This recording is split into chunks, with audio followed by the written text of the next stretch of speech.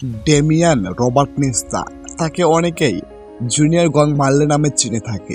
তিনি 1978 সালের 21শে জুলাই কিংস্টন, জ্যামাইকাতে জন্মগ্রহণ করেন। তিনি একজন গুরু লেভেলের র্যাগে শিল্পী। ডেমিয়ান মার্লে এই পর্যন্ত 3টি গ্র্যামি পুরস্কার জিতেছেন। ডেমিয়ান মার্লে র্যাগে কিংবদন্তি বব মার্লের কনিষ্ঠ পুত্র।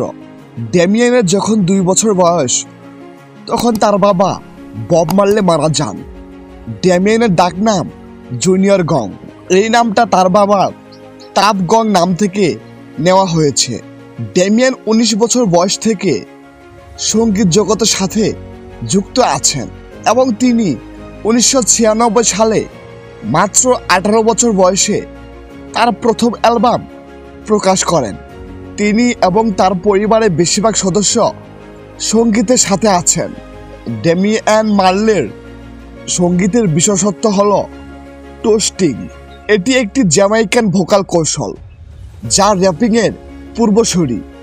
ডেমিয়ানের কাছে এখন পর্যন্ত 3টি রেকর্ড রয়েছে, যার মধ্যে USA বিলবোর্ড অ্যালবাম চার্টে ওয়েলকাম টু জ্যামরক নামের একটি অ্যালবাম। এই অ্যালবামটি সর্বোচ্চ স্থান করে নিয়েছে র্যাগে অ্যালবাম হিসেবে। ওই সময়ে UK টপ 40-এ সর্বোচ্চ স্থান করে নিয়েছিল এই র্যাগে গানটি। তার বাবা বব মার্লে এবং মার্লে পরিবারের বাকিদের মতো তিনি একজন রাস্তাফারিয়ান।